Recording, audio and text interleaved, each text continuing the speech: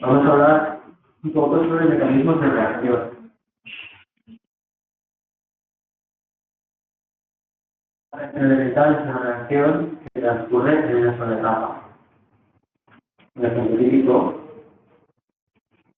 tenemos aquí el óxido nítrico que reacciona con el ozono para dar dióxido de nitrógeno, más oxígeno, y esto ocurre en una sola etapa, es decir, se da una colisión entre una molécula de óxido nítrico y de ozono, y se produce la transferencia de un átomo de oxígeno de una molécula a la otra.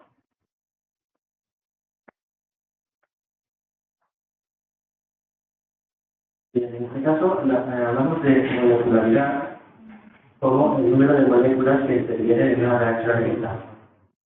En este caso, la molecularidad es 2, puesto que se produce la colisión de los moléculas. En una reacción elemental, la molecularidad es igual al orden global de la reacción. En este caso, el orden de la reacción sería 2. Y el orden parcial respecto de cada uno de los dos reactivos sería 1.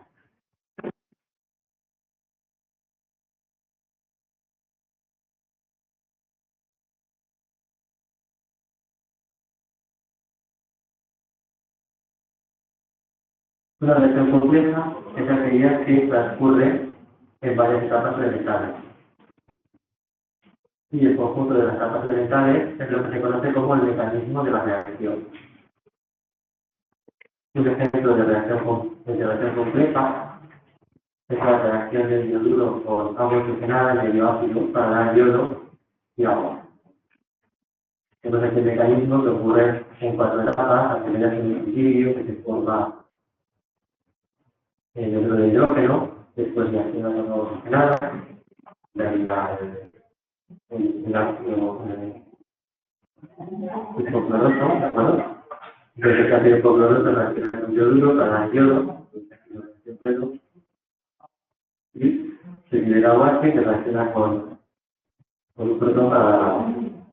Bien, pues el orden de reacción de una reacción compleja puede coincidir con la molecularidad de la etapa más lenta. En realidad habría que decir que suele coincidir con la molecularidad de la etapa más lenta. Es lo habitual, es lo normal, ¿no? La etapa más lenta es lo que se llama la etapa limitante y es la etapa que suele condicionar, como digo, la cinética de la reacción, ¿de acuerdo? Normalmente el orden, como digo, el orden de la reacción dependerá o será la molecularidad de la etapa limitante cuando tengamos un ejemplo de reacción de la reacción completa.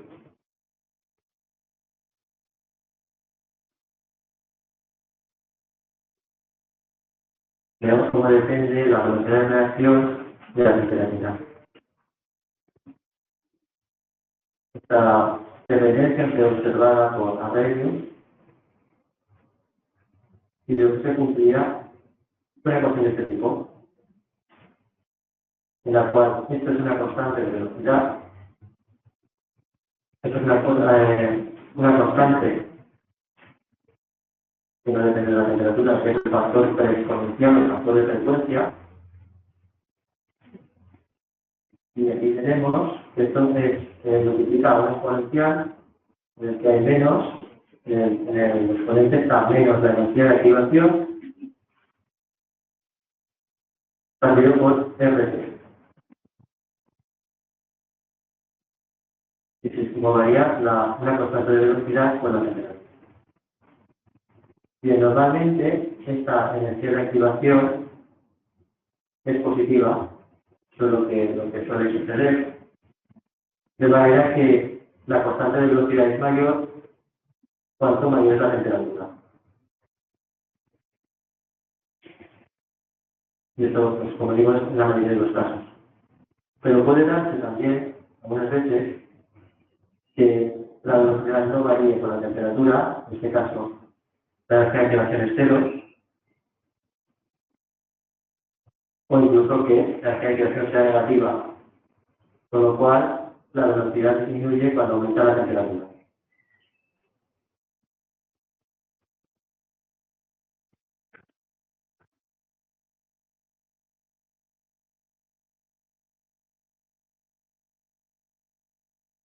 La energía de activación, por decirlo de alguna manera, es un umbral que hay que vencer para que se produzca la reacción.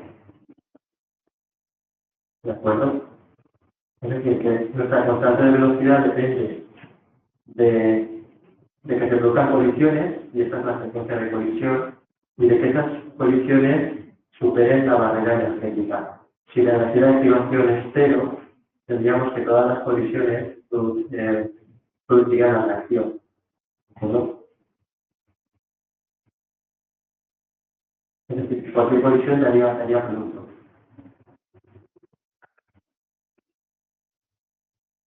Y por último, la energía de activación, en principio es constante, pero puede también depender de la temperatura. De hecho, en la teoría del complejo activado, que no vamos a hablar, la energía de activación siempre depende de la temperatura.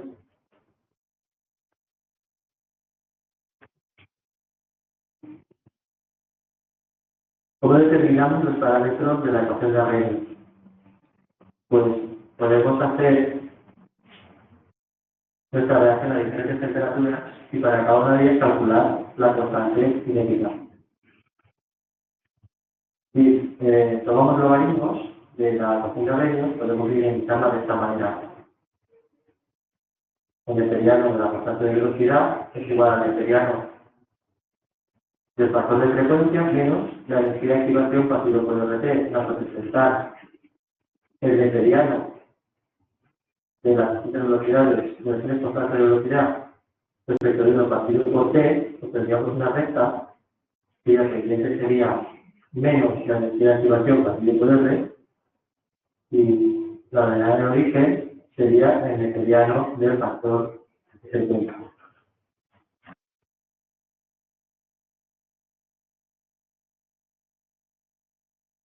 Si conocemos el valor de cada temperaturas diferentes, podemos dividir una ecuación por otra. Bueno, esto es otra manera de obtener los parámetros. Podemos dividir la ecuación por otra y entonces encontramos una ecuación que se parece mucho a Clapeyron. La única diferencia es que aquí en vez de haber expresiones hay constantes de velocidad y aquí en vez de haber entalpía hay energía de activación. Por lo demás es igual que Clapeyron. Es decir, con esta ecuación, conociendo la constante de velocidad a una temperatura y conociendo la energía de activación, podemos calcular inmediatamente la constante cinética a otra temperatura.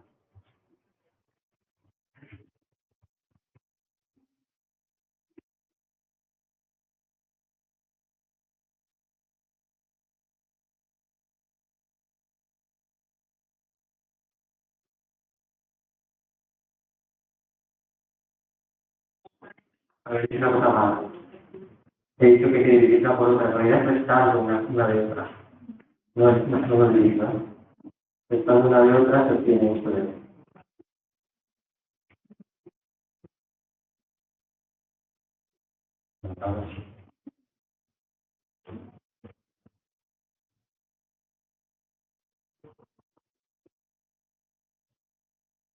¿Qué interpretación podemos dar de la ecuación de Arrhenius? Bueno, esta interpretación es válida para una reacción elemental, como es aquí la ecuación de Arrhenius, y como ya he adelantado antes, el factor de frecuencia, de alguna manera, mide o representa la frecuencia de las colisiones de las moléculas del reactivo. Es decir, el número de colisiones por unidad de tiempo. Y la energía de activación es la energía mínima necesaria para que se produzca la reacción. Pero la reacción elemental siempre va a ser positiva. Si representamos la variación de energía a lo largo de una reacción, este es el nivel de energía de los reactivos que podemos representar por la entalpía en cantidad de los reactivos. Cuando progresa la reacción, se produce un aumento de energía.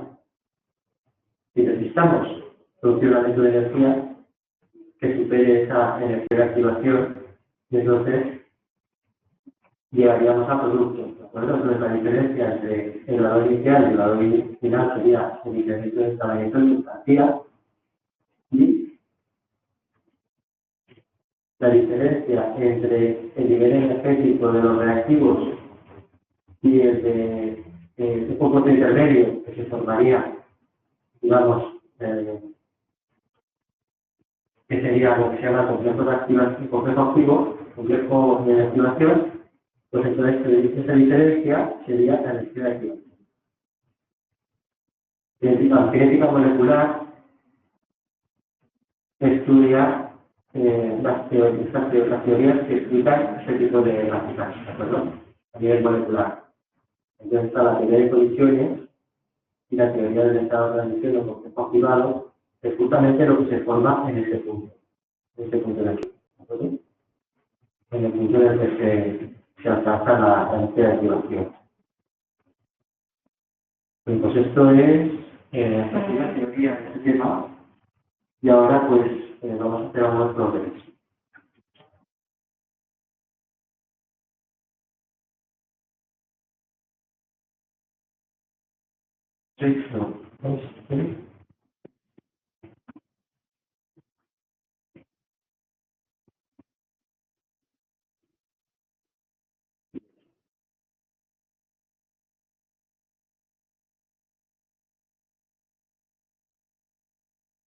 Vamos a terminar así. Trabajando en condiciones equimoleculares con la reacción A gas más B gas para dar C gas a 25 grados, se obtienen los siguientes resultados cinéticos. Nos van dando presión a determinados tiempos. En este caso nos dan la presión parcial de A. ¿De acuerdo? Lo normal es que diera la presión total. Pero bueno, nos dan la presión parcial de A, pues tomamos la presión parcial de A. ¿De acuerdo? Entonces, se determinar la presión total del sistema antes y después de la reacción. Por ciclo se va a hacer de la tabla y determinar el orden de reacción, tiempo de vida media y constante específica de velocidad. Y por último, el tiempo necesario para que la reacción transcurra en un 90%.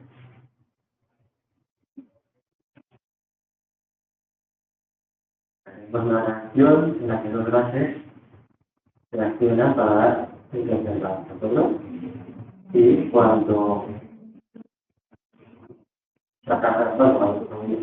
cuando se llega al final de la reacción, aquí lo representa por ciento infinito, pues no queda nada de A ni de B, porque las que son en condiciones equimoleculares, y que solamente quedaría presión de C. Entonces, la presión inicial será la presión inicial de A más la presión inicial de B. Como nos dicen que esto ocurre en condiciones, trabajamos en condiciones equimoleculares, pues ambas presiones deben ser la misma, con lo cual la presión inicial será 2 veces estos 740 milímetros de mercurio que tenemos aquí. Son 780 milímetros de mercurio. O sea, será la presión antes de la reacción. Al final de la reacción, pues tendremos que solamente hay P. Si se ha gastado todo A, se ha gastado todo B, porque será molecular. Por lo tanto, la presión final, como 2 moles forman 1 mol, da igual a la presión inicial partido por 2 que coincide con la presión inicial de A. Con la presión inicial parcial de A. Son 340 milímetros. Bien, ahora vamos a ver si podemos sacar la cinética y podemos sacar algo de los datos que tenemos aquí.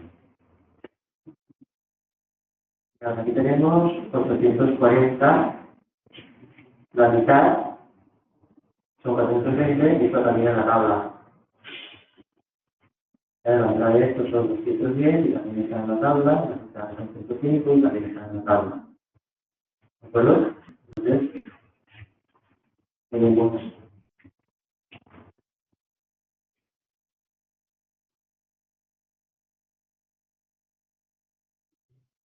Nos damos cuenta de que 840, el tiempo que se tarda en alcanzar la mitad, pues son 10 minutos. ¿De acuerdo?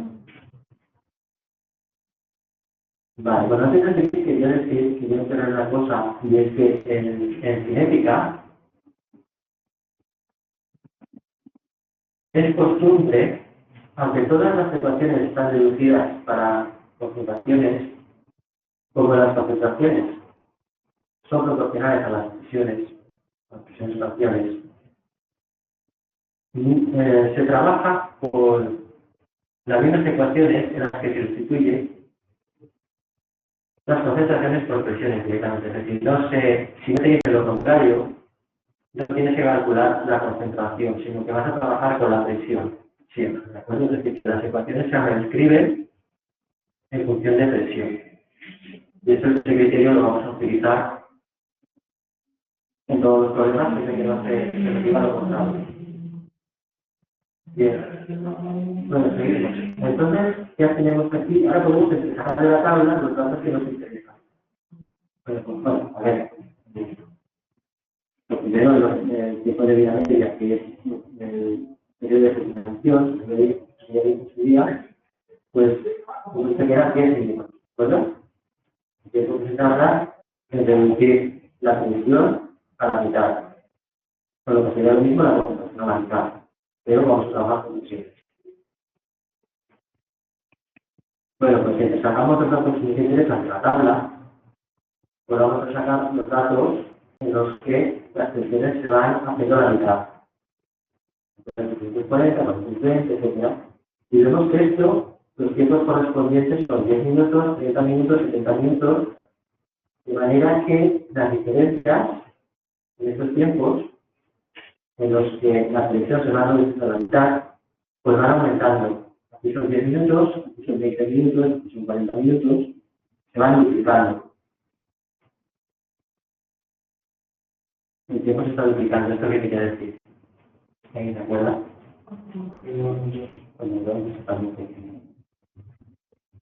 Por tanto, podemos decir que el orden es 2. Si ya sabemos el orden, pues aplicamos la fórmula que nos relaciona el periodo de reacción con la constante de velocidad. Y en este caso, como ya he dicho, sustituimos concentraciones por presiones. De manera que la constante de velocidad será una constante de velocidad en función de la presión, no de la concentración. Entonces la sustituimos de aquí, donde conocemos la presión inicial, conocemos el periodo de reacción, pues simplemente calculamos la constante cinética. No tiene nada, en milímetros de mercurio a la menos 1 y litro a la menos 1. 1,9 pues no.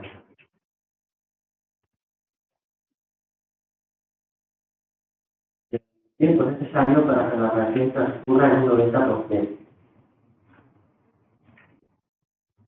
Para ello lo que hacemos es aplicar la ecuación integrada.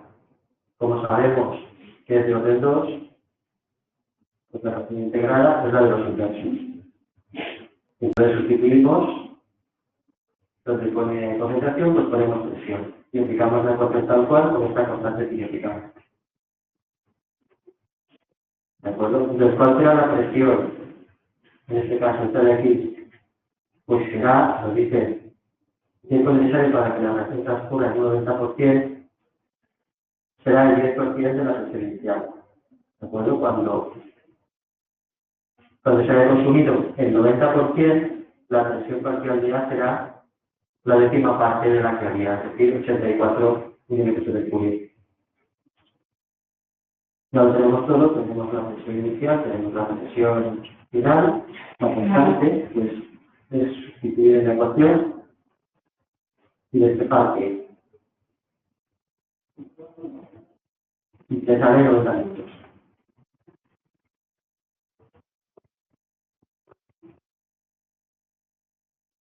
Este es el problema típico.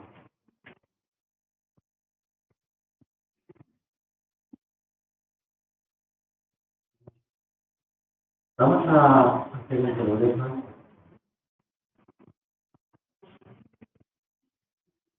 El método diferencial, es decir, el método de las velocidades iniciales, y ya con eso dejamos ya zanjado este tema, ¿de acuerdo? Bueno, la siguiente tabla menciona el tema del método diferencial. La siguiente tabla contiene la información cinética para la siguiente reacción a 25 grados. El clorito más iodo, el medio básico, el iodito más ¿de y entonces aquí tenemos 4 experimentos en 4 filas. ¿De acuerdo? Tenemos concentraciones para el primer experimento, concentración de hidroclorito, de iodo, de OH. Fijaos que el hidroxilo, aunque no interviene en la estequiometría de la reacción, es un catalizador. Y los catalizadores sí que pueden intervenir en la ecuación de velocidad, en la ley de velocidad. ¿De acuerdo? Vale, pues para estas 3 concentraciones iniciales de los 2 reactivos y del catalizador, vienen unas velocidades de reacción. ¿Cuál será la ley de velocidad que requiere este proceso y determinar la constante específica de velocidad? Ponemos una ley de este tipo y ahora pues aplicamos lo que vimos en teoría para calcular alfa, que corresponde a la concentración de A, es el exponente de la concentración de A. Tenemos que ver en qué dos experimentos permanece constante la concentración de B y la de C y varía la de A, son el primero y el segundo. Entonces, como hacíamos el otro día, sustituimos en esta ecuación los valores que tenemos para el primer experimento y para el segundo, dividiendo nos queda que alfa es igual a 1. ¿De acuerdo? Vale, para calcular beta, tenemos que ver que A sea constante y que B varíe. Eso es 1 y 3, ¿de acuerdo? Estas son las condiciones del experimento 1, estas son las condiciones del experimento 3. Por lo tanto, hacemos lo mismo, sustituimos, dividiendo, queda que beta también es 1. Queda para C, pues lo mismo que vamos a ver qué experimento tenemos que utilizar. Y lo que podemos utilizar el primero y el cuarto, ¿de acuerdo? El primero permanece constante a B y varía en C. Bueno, dividir encontramos que el máximo es igual a 2 elevado a gamma. El gamma es menos 1. La distancia de la reacción respecto al catalizador pues es menos 1. La K de la ejecución de potencia. Por ejemplo, de esta misma, trae un número de alfa, trae un número de beta, la de gamma, pues podemos utilizar K. Está puesto aquí y ahora está 60,55 segundos al minuto. Vale, pero como ya decía, todo esto es, vamos a ver, esto es como ir a lo seguro, ¿no? A ver, así que te va a salir. Sin embargo, este problema pues se resolvía de una manera más rápida, viendo que si tomamos la ecuación, el experimento 1 y el experimento 2, la concentración de B y C son constantes y la concentración de A se ha duplicado. ¿De acuerdo? Se duplica. Cuando eso sucede, la velocidad se duplica. Por lo tanto, eso implica que la velocidad es proporcional a la concentración de A, por lo tanto, el doble de su. Para calcular beta, pues cogeríamos 1 y 3 y tenemos lo mismo. Tenemos que la concentración de B pasa de 0,007 a 0,0034, se duplica, y la velocidad también se duplica, ¿de acuerdo? Por lo tanto, beta 1. Y en el último caso, si tomamos el experimento 1 y el experimento 4, vemos que la concentración de OH disminuye a la mitad, y sin embargo la velocidad se duplica. Por lo tanto, ahí hay una relación inversamente proporcional. Y ahí podríamos haber deducido que gamma era mucho. ¿De acuerdo?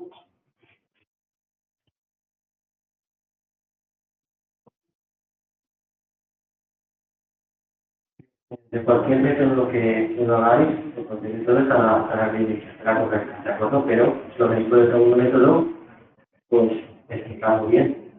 ¿De acuerdo? Bien, vamos a ver el problema.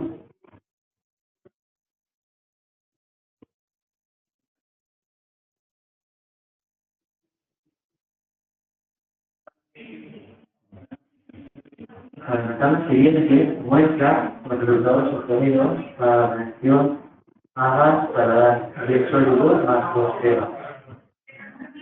Entonces tenemos tiempos, concentraciones de gas a contrarradios, bueno, que vamos a determinar los parámetros a contrarradios inicialmente. Y tenemos que hay huecos en la tabla. ¿De acuerdo?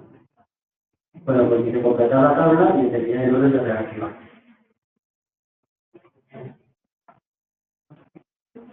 A ver, ¿alguien ve algo? Que cada 20 minutos para el mismo más.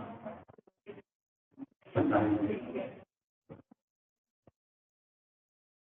A ver. Aquí falta un hueco, pero a ver, a los 20 minutos se ha reducido a la mitad. Aquí no sabemos cuánto se ha reducido, pero a los 40 minutos se ha reducido a la cuarta parte. ¿De acuerdo? Aquí lo mismo. A los 40 minutos de aquí se ha reducido a la cuarta parte. Entonces podemos interpolarlo a ver qué falta. ¿De acuerdo? Entonces vemos que cada 20 minutos se reduce a la mitad. Por lo tanto, ¿qué orden existe? ¿Os acordáis de qué orden existe? ¿Dónde os pensamos? Yo veo exactamente. El tiempo constante es igual a 1. Y ahora, pues, lo que vamos a obtener, una vez sabemos que son 20 minutos, el periodo de reacción, pues tal como está en cada tabla, podemos averiguar cuál es la concentración a tiempo cero. Es muy fácil. El número será el doble de esto. Y la concentración inicial de A será 0,1 igual a. ¿Vale? A ver, está ya para que se haga fácilmente, ¿no? En realidad no van a ser los números tan difíciles, ¿no? Pero bueno, es un ejercicio.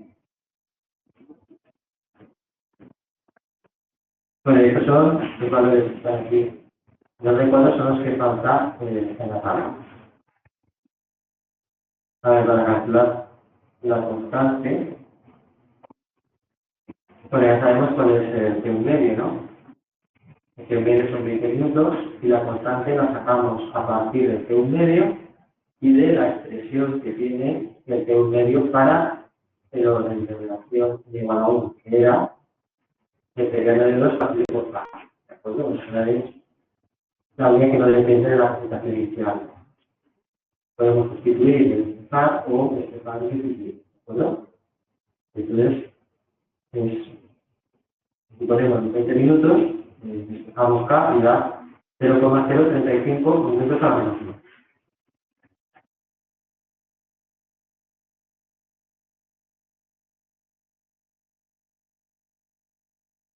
Ahora nos dice calcular, bueno, esta A se debe referir a toda la secuencia, ¿vale? Y esto es la energía de activación. Entonces dice, si la velocidad de la reacción se reduce a la mitad a 20 grados. Pues aquí utilizamos la ecuación de Arrhenius en la forma que nos recuerda con sus platinos, porque nos da un valor a una temperatura, otro valor a otra temperatura, y nos pide calcular lo que falta aquí, lo que falta en esta ecuación que hemos conocido, que es la diferenciación. Entonces, vamos a suponer que el tiempo 1 son los 30 grados y el tiempo 2 son los 40 grados. Pues en que al tiempo 1 la constante es la constante de 40 partido por 2, que ponemos K partido por 2. Y aquí pondremos K. Entonces cada K se va a ir y va a quedar aquí en periodo de 2. Entonces es igual a nuestra incógnita de nuestra activación partido por R. Y aquí vamos a poner T1 que será en los 20 grados, que son 293, y T2 los 40 grados, que son 303. Entonces, sacando de aquí la activación,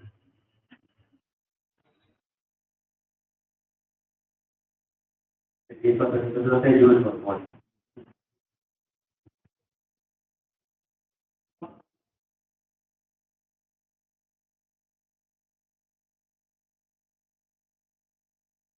Bien, una vez tenemos la energía de activación, podemos aplicar la ecuación de Arrhenius,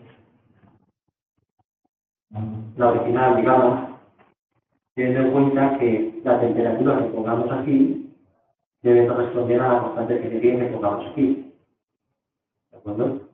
Aunque en principio el factor de frecuencia y la energía de activación van a ser constantes para cualquier temperatura. Con lo cual, la temperatura, aquí podemos estar constante de velocidad, la temperatura son los 40 grados, 303 Kelvin. ¿De acuerdo? Bien, lo que ahora simplemente es despejar el factor de frecuencia. El factor de frecuencia pasa el exponencial e a la menos a partido de t pasa por siglo más, ¿no?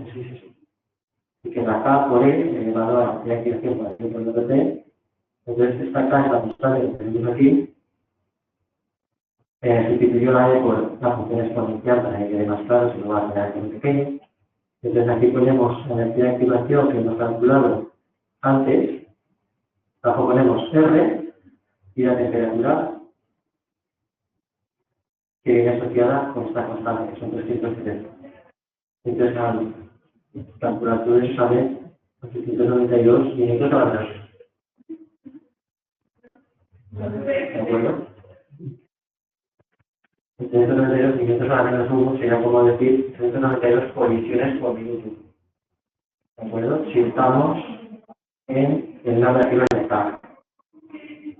Porque la interpretación que hemos visto antes era para la reflexión. Bien.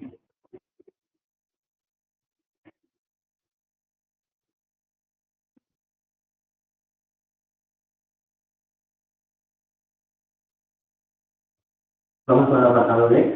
La presión del sistema a los 120 minutos y 60 grados, el comportamiento de la mezcla vacía es ideal.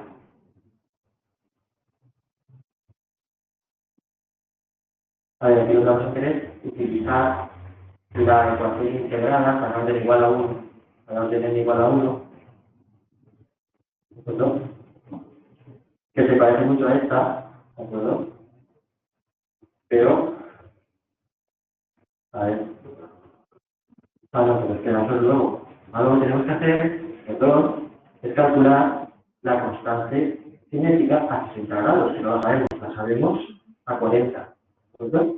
Entonces, antes de lo que acabo de decir, tenemos que calcular la constante a 60. Entonces, simplificamos esta ecuación, tenemos el factor de frecuencia, que utilizamos tal cual, ponemos el exponencial de la energía de activación, que la tenemos calculada, ¿vale? R, y aquí ponemos la temperatura de 60 grados, ¿de acuerdo? Aquí tenemos que poner esta T, que es la que corresponde a esta constante. Por tanto, sería 373 Kelvin. Eso es 0,064 minutos a menos 1, que es la constante, cuando debe ser 60 grados, que vemos que es mayor que la constante de velocidad a 40 grados. ¿No? Vale. Y ahora, para calcular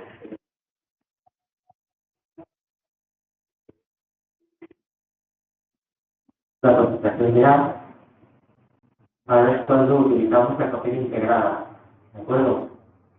La ecuación integrada que, como he dicho, se parece mucho a esta, pero que no es esta, ¿de acuerdo? La ecuación integrada para orden primer orden es, si la expresamos como exponencial y no como logaritmos, pues es la concentración de A, es la concentración inicial de A, por E elevado a menos la constante cinética por T.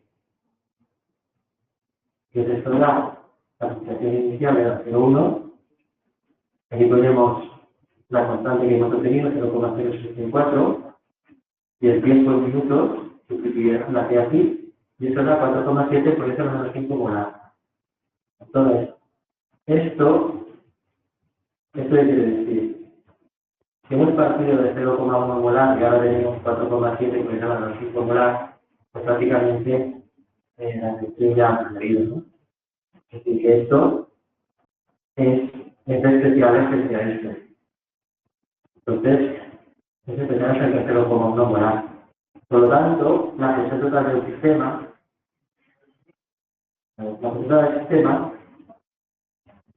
en principio sería la presión parcial de C más la presión parcial ya de lo que B es un sólido. Lo que pasa es que la presión parcial ya va a ser despreciable. Por lo tanto, podemos decir que la presión total va a ser prácticamente la presión parcial de C. ¿Bien? Entonces, esta presión sería la concentración de C, como la seccionalidad es 1,2, la concentración de C va a ser 2 veces la concentración inicial de A, por R por T. ¿De acuerdo? ¿Qué T? Pues 60 grados. Entonces será 2 por 0,1, 0,032. Utilizamos R no para clarito por Kelvin para que nos dé al final la atmósfera. ¿Vale? Multiplicado por 373 Kelvin, pues da 5,47 atmósferas.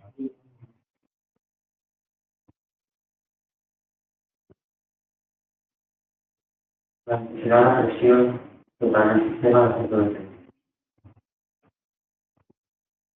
Que sería, pues,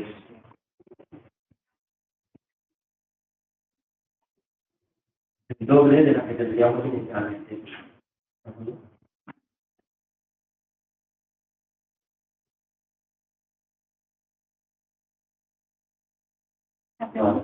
Sí.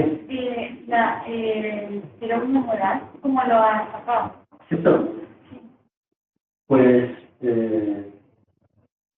preguntándome, ¿y antes de esto qué había? O sea, si ya sabemos que el T1 medio es el teniente de más importante, pues podemos suponer a tiempo cero que es lo que haría, ¿no? Pero claro, este problema es un poco atípico en el sentido de que no nos dan la concentración a tiempo cero. ¿De acuerdo? Pero bueno, sé que la podemos calcular.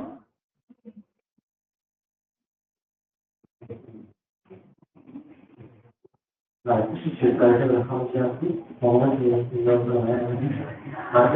de problemas. Como que tenemos 2 horas, ¿no? Tenemos a las 2. Sí, todas las que tenemos a las 2. Vale. Lo que podemos hacer es dar las dos clases seguidas, ¿no? Para ir presentando y luego tener participantes para las siguientes horas.